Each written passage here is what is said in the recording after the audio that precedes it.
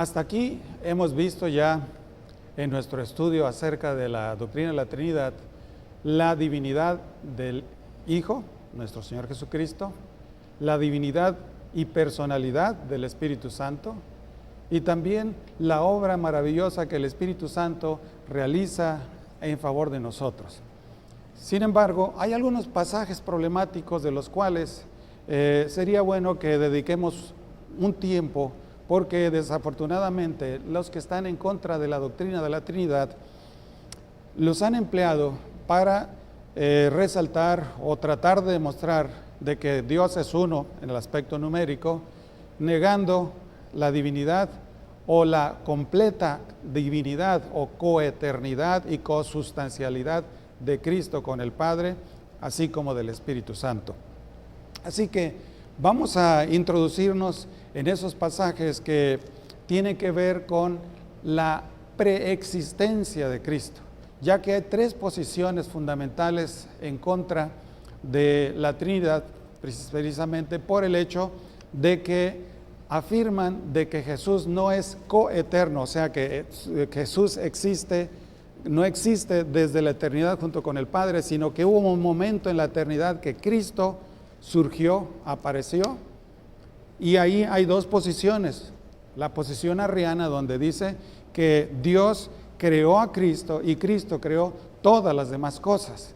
O sea que aquí se da cierta eternidad a Cristo, pero es posterior a la del Padre, y que Él es el primer ser creado.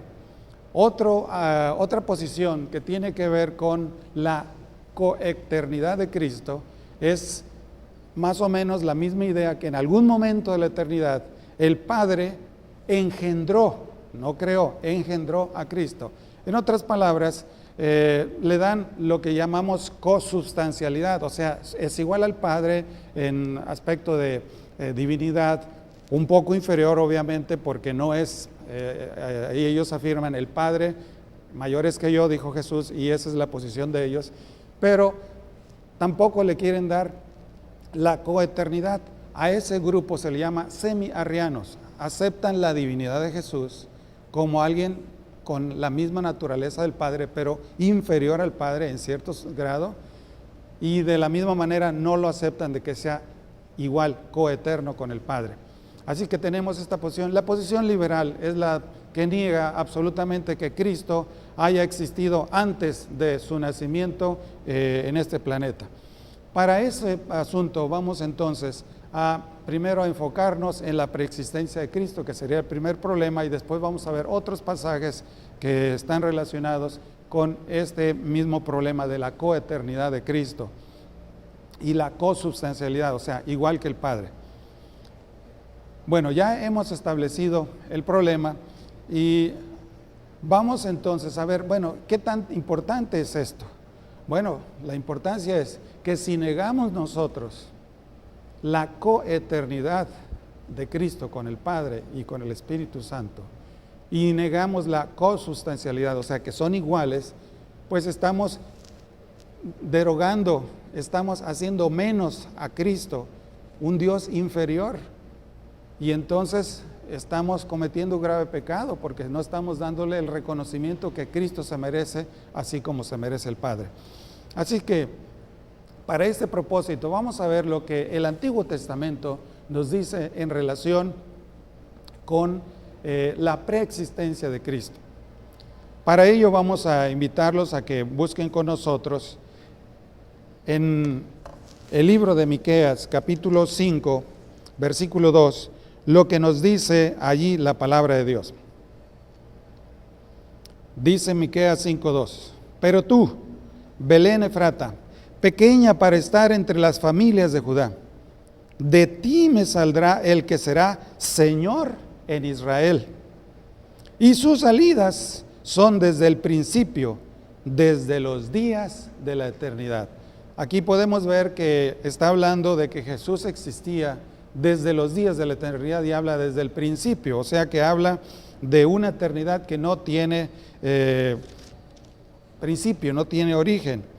Y entonces otro pasaje en el Antiguo Testamento que hace más firme esta posición es el capítulo 9, versículo 6 del libro de Isaías. Isaías capítulo 9, versículo 6 dice: porque un niño nos es nacido, hijo nos es dado, y el principado sobre su hombro, y se llamará su nombre Admirable, Consejero, Dios fuerte, Padre eterno, Príncipe de paz. Fíjense bien que aquí hay dos nombres muy importantes, y recuerden que en el pensamiento hebreo, cuando a una persona se le da el nombre, está describiendo sus características, está describiendo su esencia, su ser. Y aquí está diciendo de que ese niño es Dios fuerte, y está poniéndole un título que solamente le corresponde a Dios. Y no solamente eso, sino que está diciendo que es Padre eterno. Y ahí está usando la palabra precisamente olam en hebreo, que significa eterno. O sea que es un Padre que viene desde la eternidad. Posiblemente digan, bueno, ¿por qué no es tan evidente en el Antiguo Testamento la Trinidad? Tenemos que reconocer de que Dios tenía que proteger al pueblo de Israel del politeísmo, especialmente que circundaba a todas las naciones de aquella zona. Y para eso es que Dios fue cuidadoso en utilizar declaraciones que pudieran dar margen u origen a un concepto equivocado de la divinidad. Y esa es la razón por la cual algunos pasajes no son evidentes o claros, pero aquí es más que evidente de que Dios está haciendo mención de títulos para el Mesías que obviamente solamente Dios los puede tener, y alguien que es Dios o tiene las características de Dios para nosotros. Ahora, vamos a ir al Nuevo Testamento. En el Nuevo Testamento hay pasajes donde Jesús declara y en forma implícita reconoce o da a entender de que Él existe desde antes. Y uno de los pasajes más conocidos es Lucas 19:10, donde dice: porque el Hijo del Hombre vino a buscar y salvar lo que se había perdido. Otro de los pasajes, y ese sí es bien explícito, bien claro, es el del Evangelio según San Juan, capítulo 17, versículo 5 y luego el versículo 24. Voy a leer primero el versículo 5 y después leeré el versículo 24. Y dice así: ahora pues, glorifícame tú para contigo con aquella gloria que tuve contigo, ¿cuándo? Antes que el mundo fuese. Y el versículo 24 dice lo siguiente: Padre, aquellos que me has dado, quiero que donde yo estoy, también ellos estén conmigo, para que vean, ¿qué cosa? Mi gloria que me has dado, porque tú me has amado, ¿desde cuándo? Desde antes de la fundación del mundo. Allí es bien claro, evidente la preexistencia de Cristo. Y ahora hay otra que en Filipenses, esta, vamos a leerla porque es bien importante. Filipenses capítulo 2.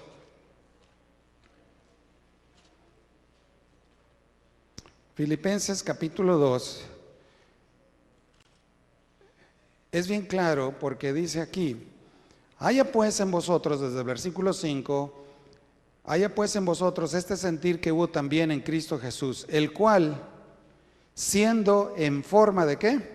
De Dios, y utiliza morfé, teoteo, y la palabra morfé, de donde viene morfología, o sea, tenía la morfología divina. Eso quiere decir que tenía una estructura, una esencia divina, ¿verdad? Dice, no estimó el ser, ¿qué cosa? Igual a Dios. Allí la divinidad de Cristo está así, es igual a Dios. No hay vuelta de hoja. Es igual a Dios, como cosa que aferrarse, sino que se despojó a sí mismo tomando forma de siervo, y ustedes saben todo lo demás. Pero si ustedes se fijan, esto es antes de hacerse ¿qué? Hombre. Y dice, era igual a Dios y existía desde antes, o sea que el Hijo y el Padre son, dice, como dice Elena de White, no hubo un tiempo en la eternidad donde Cristo no existiese y Él tenía una esencia y una sustancia divina que no derivaba de alguien más. O sea que el Padre y Él son uno en esencia, en poder, en propósito y en todo, como cualquier otro. Por conclusión, Cristo es preexistente en el Antiguo Testamento y el Nuevo Testamento, y testifican que Jesús existía antes de la encarnación de Belén y mucho antes de la fundación del mundo y desde antes de la eternidad, ¿verdad? Ok, seguimos. Ahora vamos a entrar en esta palabra, unigénito. Realmente no es una palabra problemática en el original.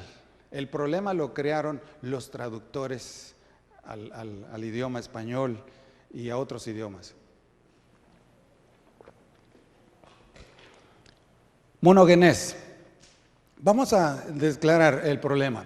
La declaración del problema, la palabra monogenes es usada para argumentar en contra de la preexistencia de Cristo, eterna de Cristo. Con la palabra unigénito, que se traduce monogenes en griego, y para nosotros esta es la palabra que se utiliza, porque de tal manera amó Dios al mundo que dio a su Hijo, ¿qué? Monogenes, dice en griego, y se traduce como unigénito. Las nuevas versiones, dándose cuenta del problema, ya no lo traducen como el hijo unigénito, sino como el Hijo único, ¿sí? Porque están tratando de corregir el problema semántico que se creó. Dice, la palabra unigénito se da a entender de que Él fue, ¿qué cosa? Engendrado por el Padre. O sea que esto infiere que Cristo es un ser inferior al Padre. Por lo tanto, no es coeterno, y que es un ser como inferior en divinidad al Padre. O sea que esas son las conclusiones que se derivan del mal uso o entendimiento incorrecto de una palabra que fue traducida al latín, y del latín al español, y del latín al inglés. Ahora, ¿cuál es el problema? Fíjense bien, vamos a analizar la palabra. Monogenes se traduce como solo o único. Aquí tenemos varios lingüistas del griego, Liddell y Scott, que son diccionarios muy reconocidos, traduce como el único miembro de una familia, o único ¿en qué? En su especie. Moulton y Milligan lo traducen como único en su especie, como solo o como único. Su raíz viene del verbo ginomai, que significa llegar a ser. No viene de genao, que significa ¿qué? Engendrar. De otra manera sería monogénetos, que quiere decir el único engendrado, pero en el griego dice monogenes, que quiere decir ¿qué? Único.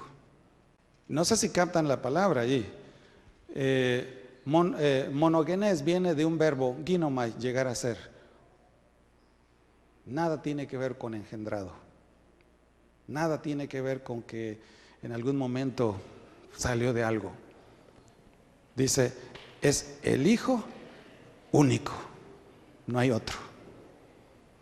¿Sí? Único en su especie, no hay nadie más. Ahora, déjenme explicar dónde estuvo el problema. Vamos un poquito. Como la Septuaginta, que es la traducción del Antiguo Testamento al griego, cómo traduce la palabra Yahid. Yahid significa en hebreo solo o único. La palabra Yahid es traducida monogenes o agapetos en la Septuaginta. Es interesante. Desde ahí empieza el problema. En Génesis 22:12, ¿se acuerdan? Donde Abraham lleva a ¿quién?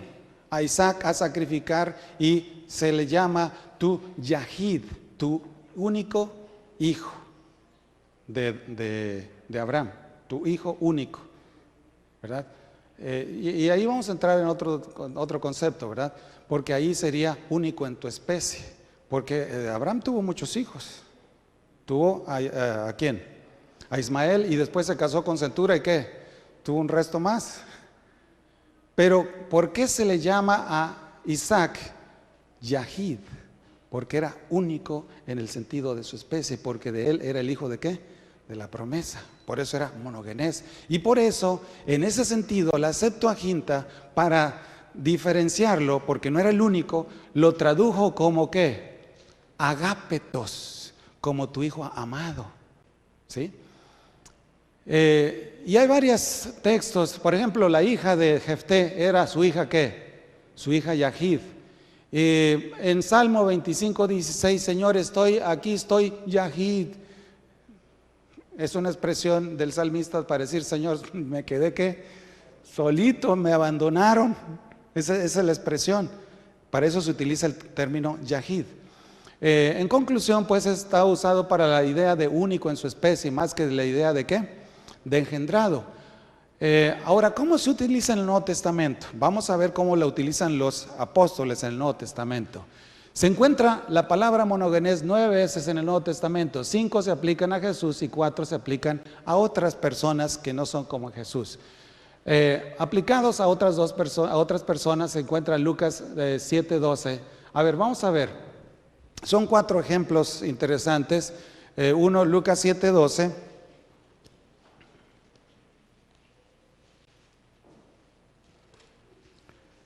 7:12 habla del hijo de la viuda de Naín.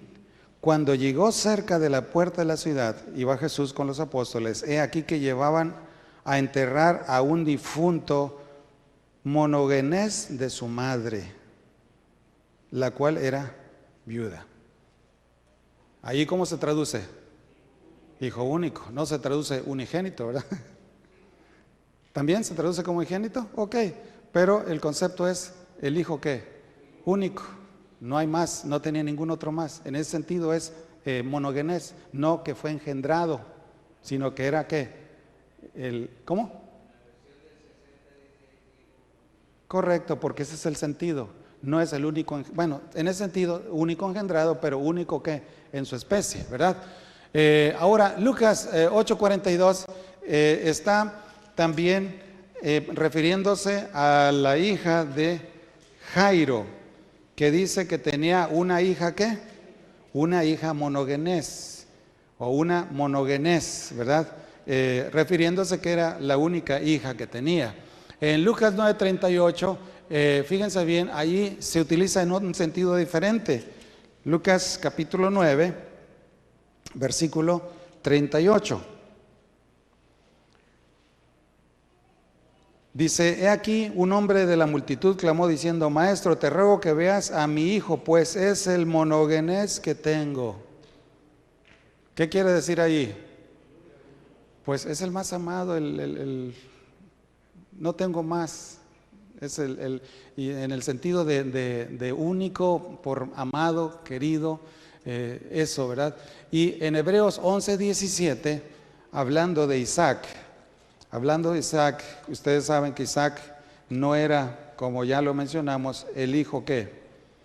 Único engendrado de Abraham, ¿verdad? Sino que está en un sentido diferente. Hebreos capítulo 11, versículo 17 dice, por la fe Abraham, cuando fue probado, ofreció a Isaac, el que había recibido las promesas, ofrecía su ¿qué? Su unigénito, su único. Muy bien, ese es el sentido como se emplean con otras personas el verbo, la palabra monogenes.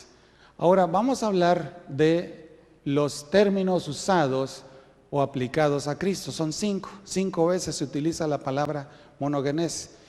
Y todos, curiosamente, son usados ¿por quién? Por Juan. San Juan, vamos a ver primero el capítulo 1, versículo 18. Y curiosamente, allí no lo usa en el sentido de hijo. A Dios nadie le vio jamás. El monogenes Theos, que está en el seno del Padre, Él le ha dado a conocer. Monogenes Theos. ¿Qué quiere decir aquí? El único Dios que está en el seno del Padre le dio a conocer. Ahí Juan está diciendo que Jesús es el Dios único que comparte con el Padre la misma naturaleza, la misma esencia. Tristemente, allí en la traducción de Valera, lo traduce el unigénito Hijo, pero en realidad no es una traducción de lo mejor. ¿Quién tiene la Nueva Versión Internacional? ¿Usted la tiene, hermana? Léala, ¿cómo dice? 1:18. A ver, venga para acá, hermana, para que la lea, para que la entiendan o lo escuchen todos. A Dios nadie lo vio jamás. El Hijo único, que es Dios, que está en el seno del Padre, Él lo dio a conocer. Por lo menos lo traducen el Hijo único, que es Dios. ¿Sí? Ahí está mejor explicado, ¿verdad? Ok, vamos a ver otro pasaje, Juan 1:14. Dice, y aquel verbo fue hecho, ¿qué? Y habitó entre nosotros, vimos su gloria, gloria como el monogenes del Padre, como el único del Padre. Ahí está esa expresión. Juan 3:16 creo que lo sabemos todos de memoria, porque de tal manera amó Dios al mundo que dio a su Hijo, ¿qué? Único, Hijo único, único en su especie. Y en Juan 3:18, ¿qué dice? Dice, el que en Él cree no es condenado, pero el que no cree ya ha sido condenado porque no ha creído en el nombre ¿de quién? Del monogenes de Dios, el unigénito de Dios, ¿verdad? O el unigénito Dios también podría ser, ¿verdad? Porque el monogenes de Theos y el monogenes Theos de Dios es Jesús. Y en 1 Juan 4:9, la primera epístola del apóstol San Juan, capítulo 4, versículo 9, dice, en esto se mostró el amor de Dios para con nosotros, en que Dios envió a su monogenes al mundo. Ese único en su especie, alguien completamente especial para Dios. Ahora, déjenme explicarles cómo es que vino esa traducción de unigénito al español, cómo llegó.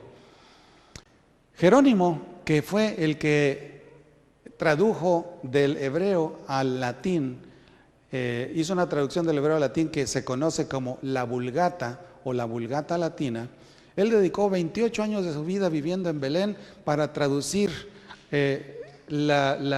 toda la, vamos a decirlo, la Biblia, pero al latín. Y lo tradujo en el 300, él murió en el 380. A él le tocó vivir la época de las controversias cristológicas. El concilio de Nicea fue el 325, el concilio de Constantinopla el 381. O sea que él vivió esa época donde estaba pero la cosa a muerte, arrianos contra trinitarios, negando la naturaleza y la divinidad del Padre, de Cristo, y negando al Espíritu Santo y todo. Y entonces, fíjense bien, la controversia entre los arrianos y los trinitarios era la siguiente. Los arrianos decían, Cristo es un ser creado. Por eso dice en Apocalipsis 3:14, el primogénito de la creación. ¿Qué quiere decir? Que Dios, el primer ser que creó fue a Cristo, y Cristo creó lo demás. O sea que Él es un ser ¿qué? Creado. Eso es la posición de los arrianos. La posición de los trinitarios era, no, Cristo no fue creado, Cristo fue engendrado por el Padre. Ahora, utilizan dos palabras, poietentai y genecentai. Geneza viene de genao, engendrar, y poieo es hacer, crear, ¿verdad? Son dos cosas muy diferentes. Entonces, había dos palabras que definían. Una palabra era homo usíos. La palabra usía en griego quiere decir la sustancia, la esencia. Y cuando se hablaba de la homousía, quiere decir que Cristo y el Padre tenían la misma esencia. Así que Cristo es un ser que fue engendrado en el sentido de que tenía la misma esencia. Es como decir, el Padre y el Hijo tienen la misma ¿qué? La misma sangre, la misma naturaleza, las mismas características.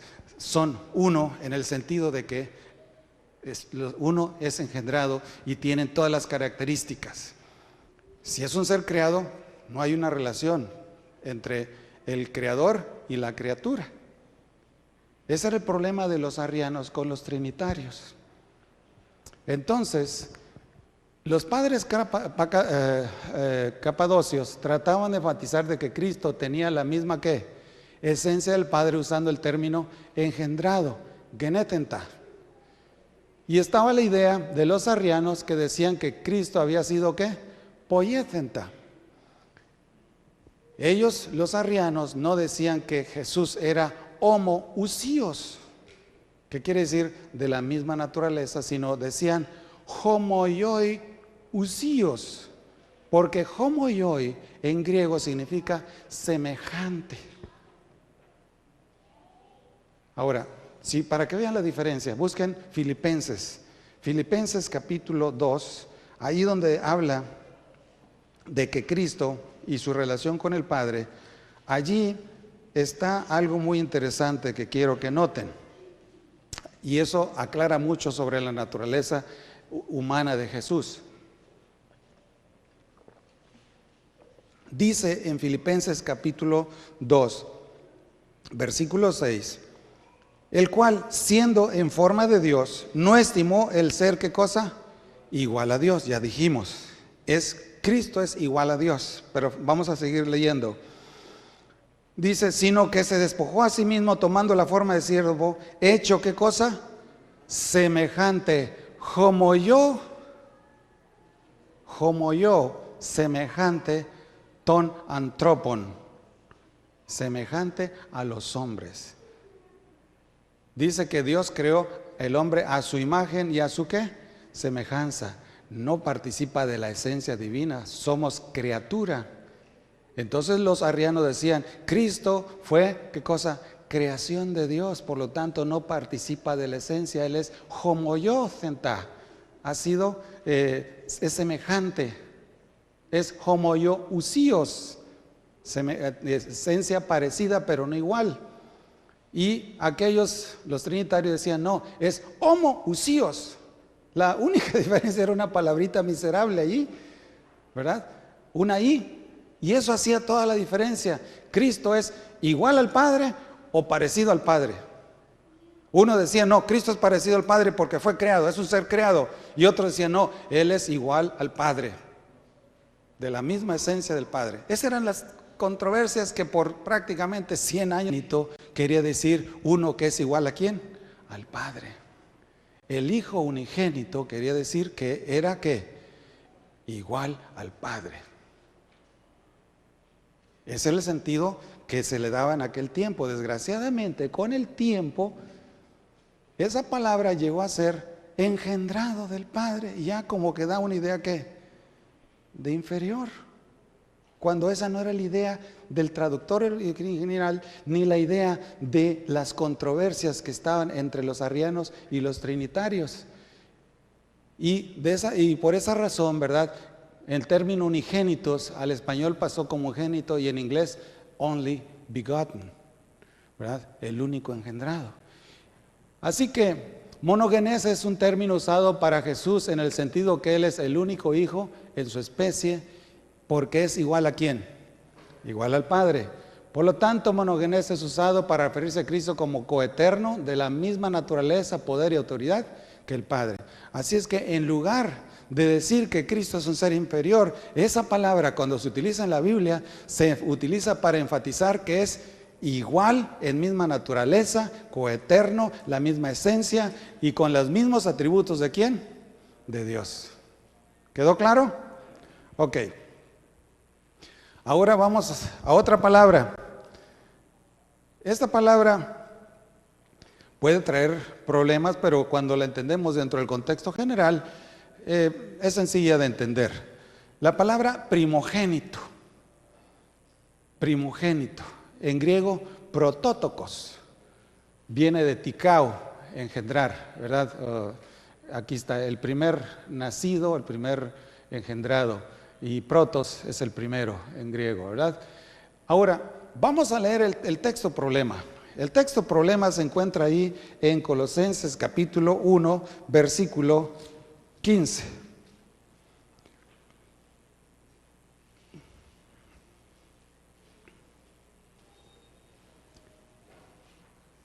Dice así: Él es la imagen del Dios que invisible, ¿el qué? El primogénito de toda creación. Y ahí está el problema. Dicen, venlo, pues ahí que más claro, él habla de que es el primer ser creado. Y ese es el argumento que utilizan. Cristo es un ser creado, porque ahí claramente la Biblia dice que Él es el primogénito de toda la creación. Pero vamos a seguirle leyendo. Porque en Él fueron creadas todas las cosas, las que hay en los cielos, las que hay en la tierra, visibles e invisibles, sean ¿qué? Tronos, sean dominios, sean principados, sean potestades. Todo fue creado por medio de Él y para Él. Y Él es antes de todas las cosas, y todas las cosas en Él subsisten. Si ustedes lo analizan, ya al describir las funciones que Jesús hacía, está hablando de que es Dios en todo su poder, porque Él es el creador. Todas las cosas fueron creadas por Él, y todas las cosas existen por Él y son para Él. Allí, por todos los atributos, ya el concepto de primogénito ya se queda a un lado. Pero no solamente, sigue diciendo, y Él es la cabeza del cuerpo, que es la iglesia. Él es el que es el principio, el primogénito de entre los muertos. Y aquí está la palabra clave, la expresión clave, para que en todo tenga, ¿qué cosa? La preeminencia. Por cuanto agradó al Padre que en Él habitase toda la plenitud. Y utiliza una palabra en griego muy interesante, la pleroma, de donde viene la palabra pletórico, que está lleno. O sea, que en Cristo estuviese ¿qué? Todo. Y por medio de Él reconciliar, bueno, en fin, hasta ahí vamos a dejar. Pero dice, para que en Él, para que en todo tenga la preeminencia. Vamos a tomar esa palabra, la preeminencia. ¿Por qué Pablo está utilizando primogénito y llega a concluir para que en todo tenga la preeminencia? Vamos a explicar un poquito del significado de esto. La palabra primogénito, protótokos, es usada en el Antiguo Testamento 130 veces y 70 veces se utiliza en el Pentateuco. El término primogénito en el Antiguo Testamento, de donde viene la idea precisamente, se utiliza para referirse en primer lugar al primer hijo. Y hay muchos pasajes, y ustedes no necesito explicarlos porque es obvio que primogénito se refiere al primer ¿qué? Al primer hijo engendrado, correcto. Pero no solamente se refiere a el primer hijo, también tiene otros significados, y ahí es donde tenemos que poner atención y poner bien las antenas, porque no siempre que se usa la palabra primogénito quiere decir primer engendrado. Cuando se usa la palabra primogénito puede significar otra cosa. Vamos a ver, allí vamos a leer Génesis 49:3. Génesis capítulo 49, versículo 3.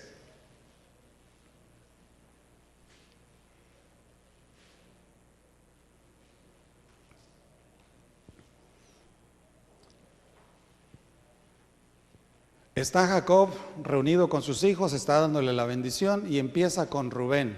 Rubén fue su primogénito. Y fíjense bien, dice: juntaos y oíd, hijos de Jacob, y escuchad a vuestro padre Israel. Otra vez, paralelo, sinónimo. Rubén, tú eres mi ¿qué? mi primogénito, mi fortaleza, el principio de mi vigor, principal en dignidad, principal en poder. Fíjense bien, primogénito tiene varios significados. ¿Y por qué? Porque cuando en la antigüedad, que era un sistema patriarcal, cuando el patriarca o el padre moría, quien le seguía o le sustituía, ¿quién era? El primogénito. En otras palabras, el que heredaba la autoridad, el que tenía el principado, el líder, era el primogénito. Por eso es que ahí Jacob le está explicando los diferentes significados de primogénito. Dice, mi fortaleza, mi principio de vigor, principal en dignidad y principal en poder o en gobierno. Ahora, déjenme explicarles qué funciones cumplía el primogénito. El primogénito, en primer lugar, se convertía en el líder de la familia cuando el padre moría. O en ausencia del padre, el primogénito ocupaba el lugar. Y creo que hasta nuestro tiempo todavía tenemos esa costumbre nosotros, que el primogénito es el que le damos más responsabilidad y le damos autoridad para que a los menores les pega ahí sus nalgaditas, ¿verdad? Ok, es más o menos la misma idea que se tenía en aquel tiempo, pero aparte el primogénito tenía otros privilegios. Segundo, aparte de ser el líder de la familia, era el sacerdote de la familia. Él era el que le tocaba realizar y dirigir las actividades espirituales. Tenía el sacerdocio. Segunda. Tercera, cuando se dividía la herencia, el primogénito, vamos a decirlo, si eran 5 los hijos, la herencia se dividía en 6 partes. 2 le tocaban al primogénito y 1 a cada uno de los demás. O sea que recibía doble, ¿qué? Doble porción. Si a los demás le dieron 1,000 pesos, $1,000, él va a recibir, ¿qué? $2,000. Esos eran privilegios del primogénito, ¿sí? Ahora, ¿qué pasó con la primogenitura de Israel? Como su hijo primogénito falló porque se metió con su madrastra, una de las esposas de Jacob, dice, ya no, aquí mismo Jacob le dice, por cuanto subiste al lecho de tu padre, entonces te envileciste subiendo a mi estrado, no serás, ¿qué cosa? El principal. Se te quita todo, pierdes todos los derechos de primogenitura. ¿Y dónde se repartieron? ¿Dónde se repartió la herencia? Miren, sencillo. Los levitas, por su decisión en un momento de apostasía de todo el pueblo, se mantuvieron fieles a Dios. Dios le dijo, los voy a recompensar con el sacerdocio.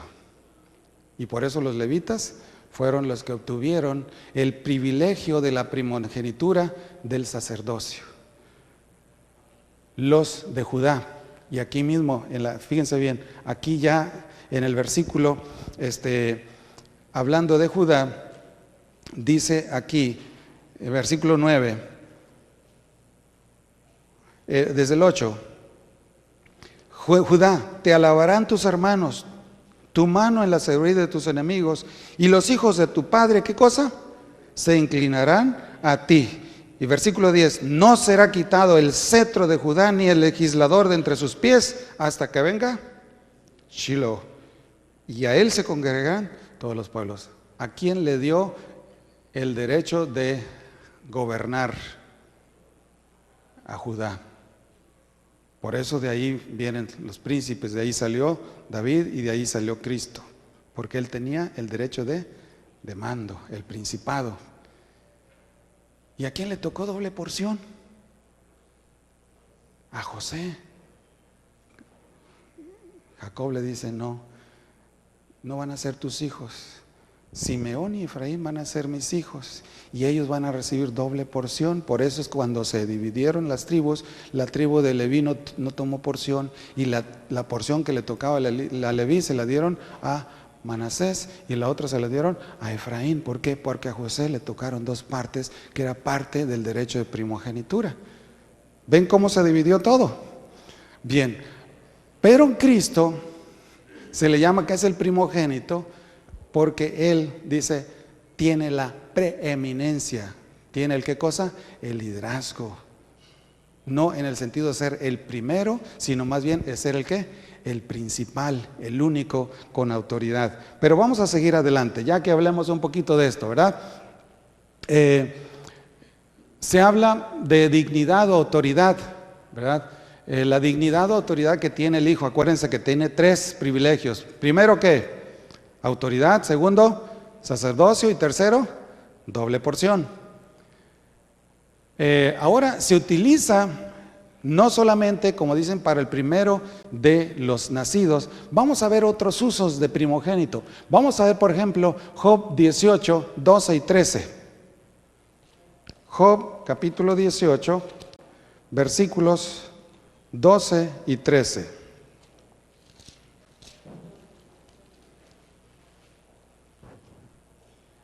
18. Dice, serán gastadas de hambre sus fuerzas, y por un lado estará preparado quebrantamiento. La enfermedad roerá su piel, y a sus miembros devorará, ¿qué cosa? El primogénito de la muerte. Ahí no habla del primer engendrado, habla de quién, del principal en dignidad en ese sentido, o autoridad de dignidad en ese caso es el primogénito de la muerte. Y aquí en Isaías capítulo 14 versículo 30, Isaías 14, 30,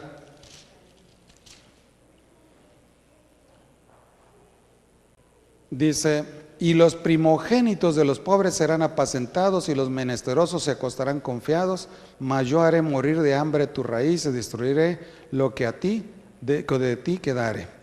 Ahí está hablando del primogénito de los pobres, no en el sentido de ser los primeros, sino de los principales, los de que tienen más dignidad, ¿verdad? O autoridad o dignidad. En ese sentido se usa. O sea que vamos a seguir adelante. En el Nuevo Testamento, vamos a ver, se utiliza 9 veces.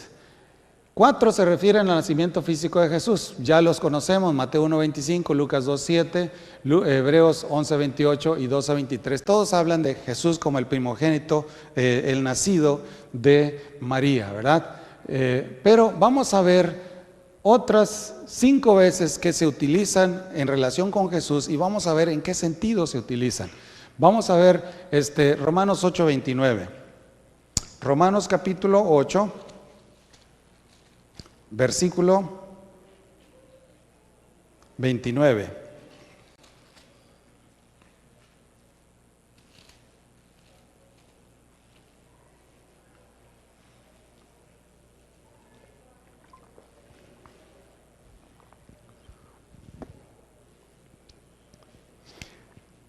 Porque a los que antes conoció, también los predestinó para que fuesen hechos conforme a la imagen ¿de quién?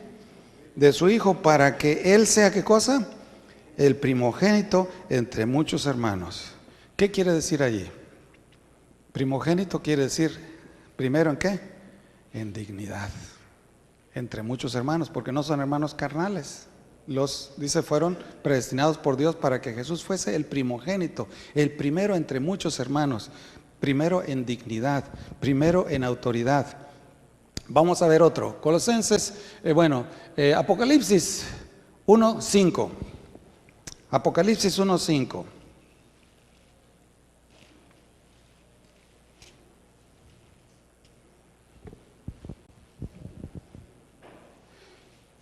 Y de Jesucristo, el testigo fiel, ¿qué más? El primogénito de ¿quiénes? De los muertos y el soberano de los reyes de la tierra. Aquí Jesús no es el primero en haber muerto. Al hablar de primogénito de los muertos está hablando el primero ¿en qué? En dignidad.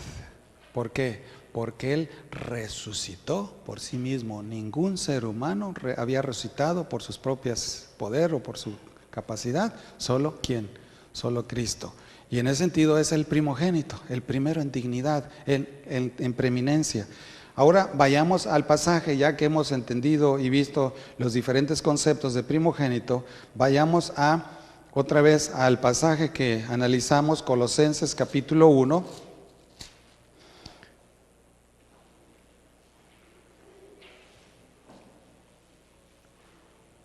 Y él es la imagen del Dios invisible, el primogénito ¿de qué? De toda creación. ¿Qué está diciendo ahí? ¿Que es el primer ser creado o el que tiene la preeminencia sobre toda la creación? ¿Qué dicen? ¿Tiene la preeminencia sobre qué? ¿Y cómo lo sé? Porque en el versículo 18 dice, y Él es la cabeza del cuerpo que es la iglesia, Él que es el principio y el primogénito de entre los muertos, vuelve a mencionar lo mismo, para que en todo tenga ¿qué cosa? Él es el primogénito de la creación, es el primogénito de los muertos, es el primogénito entre muchos hermanos, es el primogénito porque en preeminencia, en autoridad, en dignidad, ocupa la posición de primogénito. No por ser primer creado, sino por tener la dignidad del que es superior a todos los demás. ¿Sí lo captan? Muy bien. Por lo tanto, primogénito implica autoridad y dignidad. De igual manera, los padres podían cambiar o quitar derechos de primogénito. Dios también cambió los derechos de primogénito. Por ejemplo, en el caso de Isaac, acuérdense que hubieron dos hermanos. ¿Quién fue el primogénito? ¿Isaac o Jacob, Esaú? ¿Y qué pasó? Del primogénito de Jacob y Esaú. ¿Quién fue? ¿Quién fue el primogénito? ¿Jacob o Esaú? ¿Quién fue? Esaú, correcto. ¿Y quién recibió la primogenitura? Jacob. ¿Por qué? Bueno, por engaño la adquirió, pero ¿por qué Dios se la dio? ¿Y por qué el Padre lo bendijo de todas maneras? Porque se dio cuenta que realmente él sí tenía la dignidad para ser un primogénito, mientras que Esaú dice, con el acto de vender por un plato de lentejas la primogenitura significaba que no, para él no significaba nada. ¿Me entienden? Por eso es que dice, si a este no le interesa, pues no tiene derecho. ¿Por qué? Este que la pidió y la compró y la buscó, se la voy a dar. ¿Por qué? Porque él sí merece tener esa posición de primogénito. Y lo tenemos en el caso, por ejemplo, aquí dice que Israel es el primogénito de Dios, ¿verdad? Dice Israel mi primogénito. Ahora, David también dice que David es mi primogénito, dice Dios. ¿Y David era el primogénito? Era el último de los 8, ¿verdad? ¿Qué quiere decir? Que primogénito, el término ese se utiliza para, ¿qué cosa? Dignidad, posición, autoridad. Y Cristo es el primogénito en ese sentido. Bueno, primogénito pues se usa para referir a Jesús, el que Él tiene la autoridad y dignidad de un primogénito, Él tiene la fortaleza del primogénito, Él es heredero de los derechos de primogenitura del pueblo de Dios, y refiriéndose a primogénito de los muertos significa que Él tiene la supremacía entre los resucitados y que Él ha sido el primero a resucitar en su poder divino. Por lo tanto, Jesús es primogénito porque es el único que tiene la posición, la autoridad, la soberanía, la dignidad sobre todos los otros, como los tiene ¿quién? Por eso Él es el primogénito, ¿qué? De toda la creación, de todos los muertos, de todos sus hermanos, porque por Él, para Él y en Él existen, ¿qué? Todas las cosas para que Él en todo tenga, ¿qué? La preeminencia. Muy bien. Otro texto. Este es el más, ¿qué decir? Confundido, el más mal interpretado de todos los pasajes. Busquen Hebreos 1:5. Hebreos capítulo 1, versículo 5.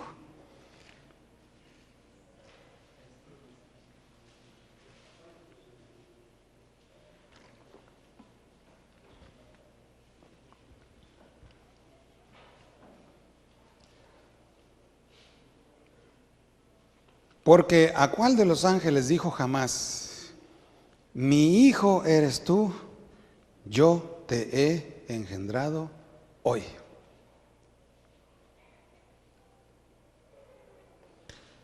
¿Qué más texto quieren? Ahí está. Cristo no es preexistente. Cristo no es igual al Padre porque Dios, ¿qué cosa? Lo engendró. Eso es lo que dicen estos. Y pareciera ser verdad. Eso no es cierto. Ok, vamos entonces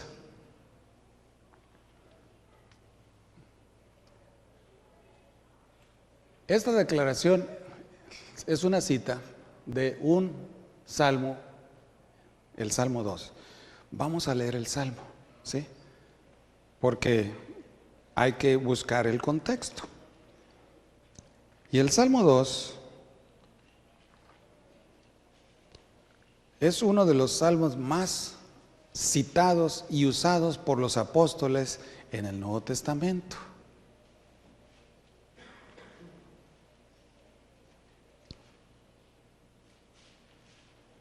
Y dice así: ¿por qué se amotinan las gentes y los pueblos piensan cosas vanas? Se levantarán los reyes de la tierra y príncipes consultarán unidos contra Jehová y contra su ungido, diciendo: rompamos sus ligaduras y echemos de nosotros sus cuerdas. El que mora en los cielos se reirá, el Señor se burlará de ellos. Luego hablará a ellos en su furor y los turbará con su ira. Pero yo he puesto mi rey sobre Sión, mi santo monte. Yo publicaré el decreto. Jehová me ha dicho, ¿qué cosa? Mi hijo eres tú, yo te engendré hoy. Pídeme y te daré por herencia a las naciones y como posesión tuya los confines de la tierra. Los quebrantarás con vara de hierro, con vasija de alfarero los desmenuzarás. Ahora pues, oh reyes, sed prudentes, admitid amonestación, jueces de la tierra, servid a Jehová con temor y alegraos con temblor. Honrad al Hijo para que no se enoje y perezcáis en el camino, pues se inflama de pronto su ira. Bienaventurados todos los que en Él confían. Este es el Salmo. Ahora, vamos a ver que este pasaje se utiliza en varias, como le dije, en varias citas del Nuevo Testamento. Vamos a ver otra cita, ya que tenemos ahí, ya leímos la de Hebreos capítulo 1, versículo 5. Ahora vamos a la misma carta del apóstol San Pablo a los Hebreos, pero ahora vamos a leer el versículo 5, versículo 5. Dice: así tampoco Cristo se glorificó a sí mismo haciéndose, ¿qué cosa? Sumo sacerdote, sino que el que le dijo: tú eres mi hijo, yo te he engendrado hoy, como también dice en otro lugar: tú eres sacerdote para siempre según el orden de Melquisedec. Aquí está haciendo alusión a ese texto diciendo de que Cristo es nombrado sumo sacerdote, porque dice: tampoco Cristo se glorificó a sí mismo haciéndose ¿qué? Sumo sacerdote. En el capítulo 1, versículo 5, fíjense bien, dice: porque ¿a cuál de los ángeles dijo Dios jamás, mi hijo eres tú, yo te he engendrado hoy, y otra vez yo seré el padre y él será a mí mi hijo?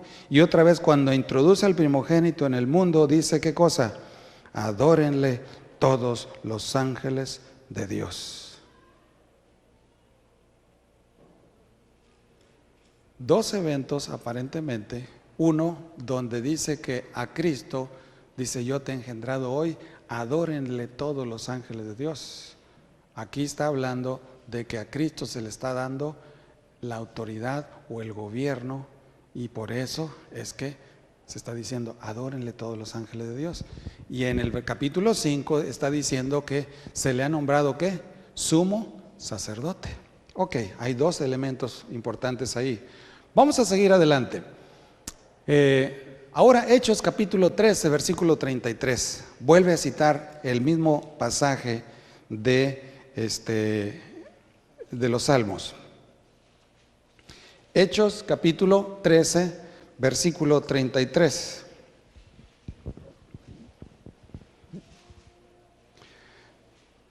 Desde el 32 para que veamos el contexto. Y nosotros también os anunciamos el evangelio de aquella promesa hecha a nuestros padres, la cual Dios ha cumplido a los hijos de ellos, a nosotros, resucitando a Jesús, como está escrito también en el Salmo 2, mi hijo eres tú, yo te he engendrado hoy. ¿A qué está haciendo alusión aquí los apóstoles? Usando el pasaje de Salmo 2. ¿A qué momento? A ver, léanlo por favor, allí. ¿En el momento de qué? De la resurrección. No está diciendo allá en la eternidad. Está diciendo que esa declaración Dios se la hizo cuando le resucitó. ¿De dónde? De los muertos, ¿verdad? Pongan las pilas.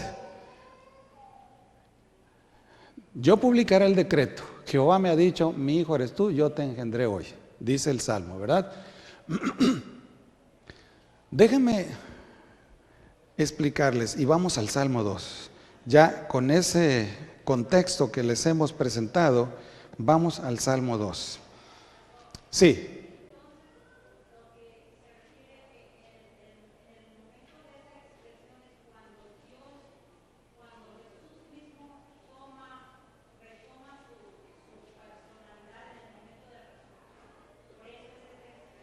Muy bien, ya se me está adelantando, pero espérese tantito, pero va muy bien. Ya se nota que está trabajando su cerebro, pero bien sincronizado. Fíjense bien, este salmo es un salmo mesiánico y allí Pedro lo utiliza cuando Poncio Pilato y los sacerdotes se confabulan para matar a Cristo. Pero el Salmo tiene un contexto y vamos a explicarlo porque es muy importante. Fíjense bien, déjenme decirles un poquito el contexto del Salmo. Ustedes saben que en aquellos tiempos los reyes tenían por costumbre, al hacerse fuertes, conquistar a otras naciones, porque de esa manera podían establecerle tributos y claro, era dinero que ellos cada año estaban recibiendo, y mientras más pueblos conquistados tenían, más riquezas podían adquirir porque tenían bajo su control a quienes, a todas esas naciones. ¿Qué sucedía cuando el rey, que era el poderoso, el mero mero, se moría?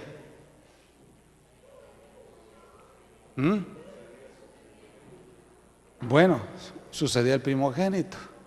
Pero puede ser que sería un chamaco, como el caso de Nabucodonosor. Cuando murió su padre tenía 18 años Nabucodonosor. Y como en otros casos en la historia de Israel, el rey, uno tenía 5 años, Josías, y otro tenía otros años, en fin. ¿Qué hacer en esos casos cuando el rey poderoso muere y deja al heredero que es un chamaquillo inexperto? ¿Qué hacen las otras naciones? Es el momento dorado, precioso, ¿para qué? Para quitarse ese yugo. Pues léanlo en ese contexto. ¿Por qué se amotinan las gentes y los pueblos piensan cosas vanas? Se levantarán los reyes de la tierra y príncipes consultarán unidos contra Jehová y contra su ungido, diciendo, rompamos sus ligaduras y echemos de nosotros sus cuerdas. ¿Qué están diciendo ahí? Es el momento ¿para qué? Para quitarnos aquí, deshacernos y ya no tener que pagar tributo y todo. Se confabulan todos los oprimidos, decir, vamos a unirnos y ahora vamos a darle duro. Bueno, lo mismo, las naciones enteras se confabularon contra Cristo y este salmo se va a volver a cumplir cuando todas las naciones del mundo unidas contra el ungido y contra Dios vayan a atacar. Es un salmo mesiánico. Pero dice, versículo 4, el que mora en los cielos se reirá y el Señor se burlará de ellos, luego hablará a ellos en su furor y los turbará con su ira. Pero yo he puesto, ¿qué cosa? Mi rey sobre Sión, mi santo monte. Ahí está diciendo Dios, pobrecitos, se están queriendo rebelar, pero yo ya tengo a quién, a mi rey, ya lo puse por rey en mi santo monte. Y entonces dice, yo publicaré el decreto. Jehová me ha dicho, mi hijo eres tú, yo te he engendrado hoy. pídemelo y te daré, ¿qué cosa? Por herencia, ¿qué? Las naciones. Ahora tú vas a hacer y vas a heredar esas naciones. Los quebrantarás con vara de hierro y como vasija de alfarero, ¿qué? Lo destruirás. Y por eso les dice a las naciones, sean prudentes, reyes, versículo 10, admitir que amonestación, jueces de la tierra, servid a Jehová con temor y alegraos con temblor, honrad al Hijo, para que no se enoje y perezcan ustedes en el camino. Vienen acá, pero van a morir, pues se inflama de pronto su ira, y cuidado con él. Ahora sí ya entendieron el Salmo. Está hablando de un grupo de gentes que está tratando de ¿qué? Deshacerse, de liberarse del yugo, porque murió el rey y se ha puesto otro, pero dice Dios, espérense tantito, el que acabo de poner yo es mi hijo, y el que se mete con él, ¿se mete qué? Conmigo. Yo te he puesto por rey a las naciones, y pídemelas y yo te voy a dar. Habla de un momento de coronación, de entronización de una persona cuando ha muerto y ha surgido un nuevo rey. ¿Captaron el punto? Pues bien, ahora sí, Cohen, un erudito hebreo, dice que esta declaración implicaba que el rey desde el día de su coronación era encargado por Dios para guiar los destinos de su pueblo, ¿verdad? En otras palabras, esa declaración para aquellos pueblos era cuando el rey era entronizado, se decía que él, en ese momento de su entronización como rey, el Dios de él lo declaraba su hijo, era hijo de él y participaba de la divinidad. Por eso es que muchos reyes hacían que se les adorase a ellos, porque decían, soy hijo de Dios, y exigían adoración, ¿verdad? Ahora, en 2 de Samuel, capítulo 7, versículo 14, fíjense bien, hablando de Salomón, cuando fue o mejor dicho, hablando de David, segundo libro de Samuel, capítulo 7, versículo 14,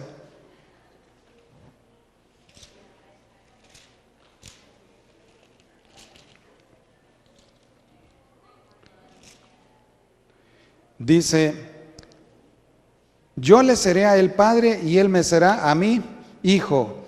Si él hiciere mal, yo le castigaré con vara de hombres y con azote de hombres, de hijos de hombres.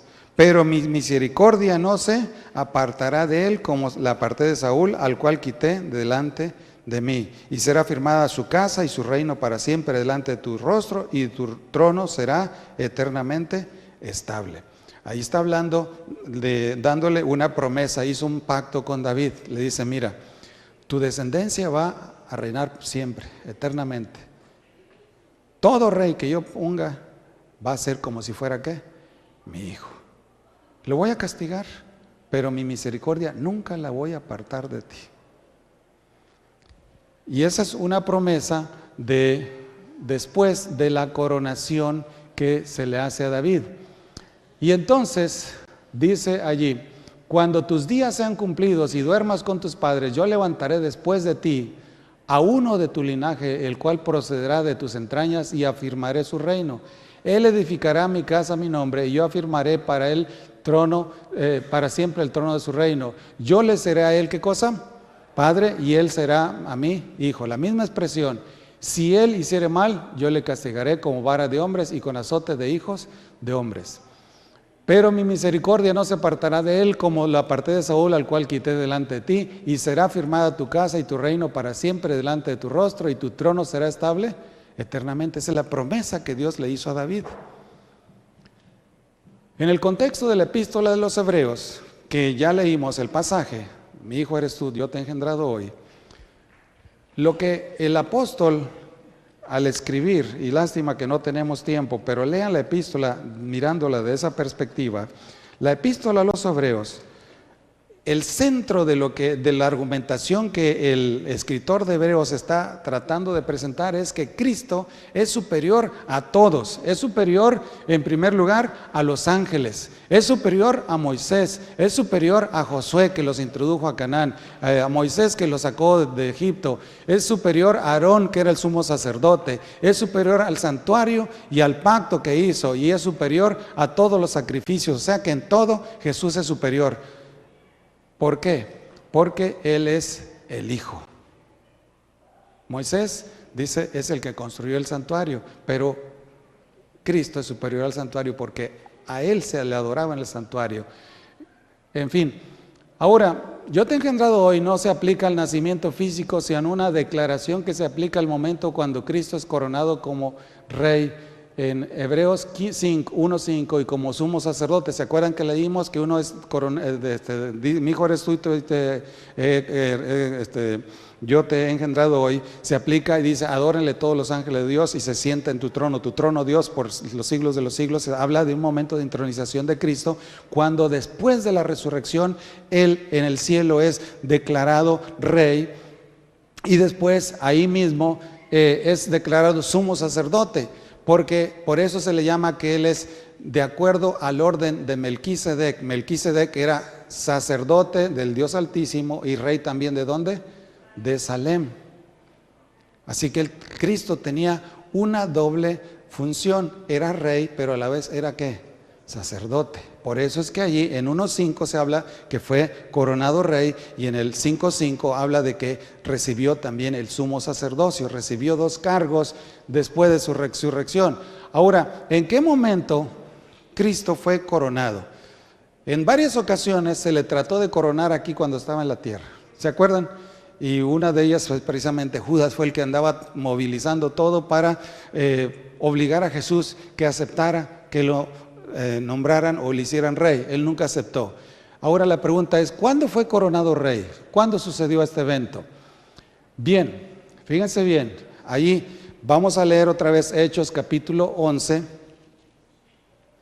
Es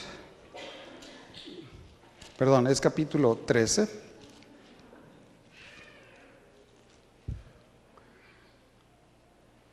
Desde el 29, capítulo 13 a 29.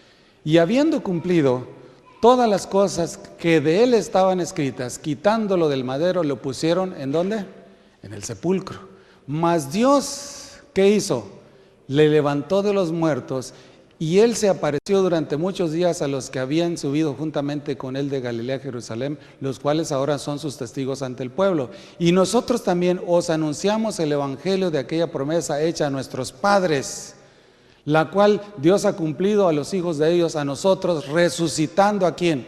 A Jesús, como está escrito también en el Salmo 2, mi hijo eres tú, yo te he engendrado hoy. Y en cuanto a que se le levantó de los muertos para nunca más volver a corrupción, dijo así, os daré las misericordias fieles de David.